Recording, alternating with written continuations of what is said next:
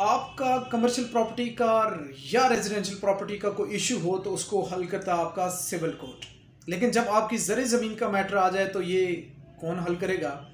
बिस्मिल्लाहिर्रहमानिर्रहीम। मैं हूँ आज आपसे मुखातिब अपने यूट्यूब एंड फेसबुक चैनल के प्लेटफॉर्म से। आपसे रिक्वेस्ट है कि मेरे चैनल को सब्सक्राइब कर दें और मेरे पेज को फॉलो कर दें। आज के इस व्लॉग के अंदर हम डिस्कस करेंगे रेवेन्यू को, रेवेन्यू डिपार्टमेंट को, रेवेन्यू कोर्ट्स को और इनकी हायरार्की को। और इसमें डिस्कस करेंगे कि पंजाब के अंदर क्या हायरार्की है और किस तरह से इसे तकसीम किया गया है। एडमिनिस्ट्रेशन के लिहाज से, रेवेन्यू एडमिनिस्ट्रेशन के लिहाज से पंजाब को किस तरह से आगे फर्दर तकसीम करके एक बेसिक यूनिट से लेकर सूबा पंजाब तक की सारी तकसीम को हम डिस्कस करेंगे। सबसे पहले हम सूबा पंजाब के डिस्कस करते हैं कि इसे एडमिनिस्ट्रेशन वाइज रेवेन्यू एडमिनिस्ट्रेशन किस तरह से की जाती है। सबसे सीनियर जो इसमें पंजाब के अंदर मौजूद है उसे बोर्ड ऑफ रेवेन्यू कहा जाता है। जो सबसे सीनियर कोर्ट है, जो सबसे बड़ी कोर्ट है पंजाब के अंदर रेवेन्यू के एतबार से, वो है बोर्ड ऑफ रेवेन्यू।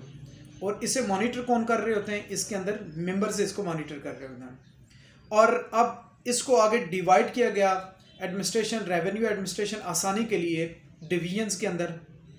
पंजाब के अंदर 9 डिवीजन्स मौजूद हैं और डिवीजन्स किस तरह से बनती है? 3 से लेकर 6 या 7 अजला पर मुश्तमिल एक डिवीजन बना दी जाती है। और डिवीजन से जो इसके सबॉर्डिनेट या इससे कम जो दर्जे पर आती है उसे डिस्ट्रिक्ट कहते हैं। और डिस्ट्रिक्ट आगे फर्दर डिवाइड हो जाता है तहसीलों पर। लेकिन कहीं पर बाज़ों का जो तहसील बड़ी हो तो उसे सब डिवीजन का दर्जा दे दिया जाता है। ये तहसील से थोड़ा सा बड़ा और डिस्ट्रिक्ट से कम लेवल पर इसे एक दर्जा एडमिनिस्ट्रेशन ऑफ द रेवेन्यू के लिए डिक्लेयर कर देती है पंजाब गवर्नमेंट। उसके बाद डिस्ट्रिक्ट के बाद तहसील लेवल आ जाता है। तहसील लेवल से जो सबसे बेसिक यूनिट है रेवेन्यू की, उसे कहते हैं रेवेन्यू स्टेट। रेवेन्यू स्टेट क्या चीज़ है? रेवेन्यू स्टेट जिसका सेपरेटली रिकॉर्ड मेंटेन करती है रेवेन्यू अथॉरिटीज़ या रेवेन्यू डिपार्टमेंट, उसे रेवेन्यू स्टेट कहते हैं। और number of the revenues state मिलने के बाद एक तहसील बनती है। तहसील के बाद सब डिवीजन हो सकता है, किसी को डिक्लेयर कर दिया जाए। बहरहाल 3-4 तहसीलें मिलकर एक डिस्ट्रिक्ट बनता है और 3 से 6 डिस्ट्रिक्ट मिलने के बाद डिवीजन बनती है। डिवीजन से क्या हो जाता है? 9 डिवीजन जब कलेक्टिवली एक जगह पे आते हैं तो ये एक सूबा पंजाब की शक्ल अख्तियार कर लेते हैं। ये इसकी हायरार्की थी रेवेन्यू एडमिनिस्ट्रेशन की।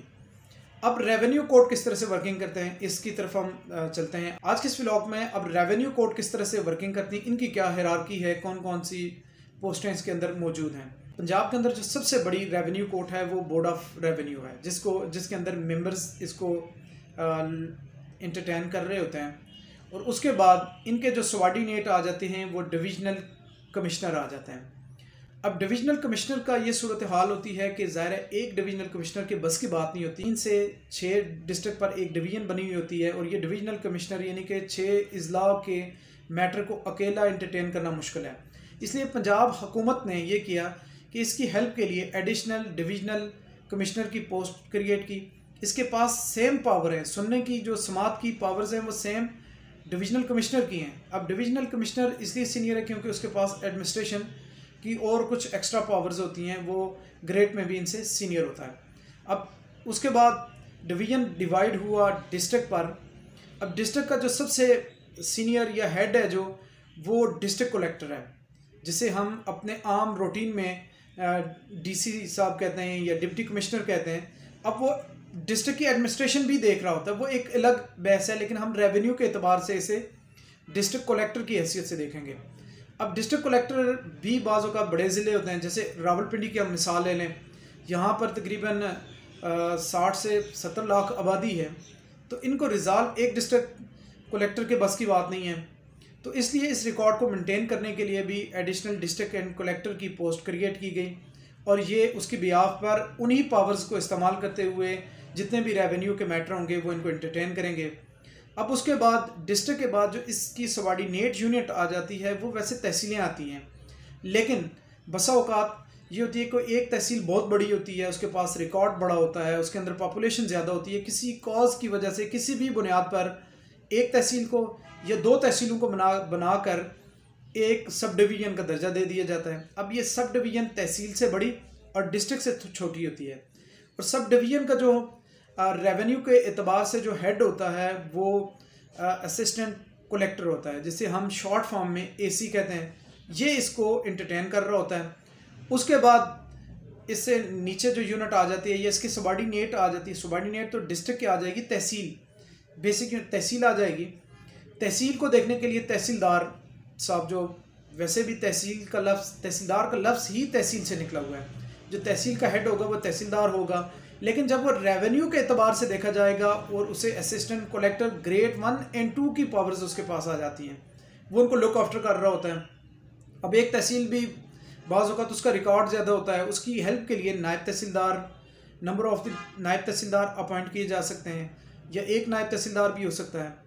तो ये नायब तहसीलदार क्या चीज़ है, ये उस रेवेन्यू स्टेट पर, 2 रेवेन्यू स्टेट पर, 3 रेवेन्यू स्टेट पर, किसी एक रेवेन्यू स्टेट पर ये अपॉइंट होता है। ये वहाँ से एक हायरार्की शुरू होती है। इसकी पूरी एक हायरार्की है जो रेवेन्यू के एतबार से जो बेसिक यूनिट है एडमिनिस्ट्रेशन वाइज आप देखें तकसीम करते हुए, रेवेन्यू स्टेट सबसे बेसिक यूनिट है और रेवेन्यू स्टेट से लेकर सूबे तक ये एक एडमिनिस्ट्रेशन वाइज दर्जा बदर्जा तकसीम कर दिया जाता है। और इन हर दर्जे पर एक रेवेन्यू का ऑफिसर अपॉइंट कर दिया जाता है, जिसकी मैंने मुकम्मल आपको तफसील दे दी है। इन रेवेन्यू ऑफिसर्स के पास पावर्स क्या होती हैं? इनके पास 2 तरह की पावर्स होती हैं, या 2 तरह के अख्तियार होते हैं, या 2 इनकी जिम्मेदारियां होती हैं। नंबर 1, जो ज़राई ज़मीन है उससे टैक्स कलेक्ट करना, और दूसरी जिम्मेदारी इनकी ये होती है कि वो रिकॉर्ड को मेंटेन करें कि ये ज़मीन पर काबिज़ कौन है, यहाँ पे क्या सूरत हाल है, कितना रकबा किस मालिक का है, सारी चीज़ों को रिकॉर्ड को मेंटेन करें। अगर कोई इशू क्रिएट हो तो उस इशू को, उस रिकॉर्ड को मद्देनज़र रखते हुए रिजॉल्व कर सकें। आज के इस व्लॉग के साथ आपसे इजाज़त चाहूँगा। आप सबकी समाअतों का बहुत बहुत शुक्रिया। अस्सलामु अलैकुम।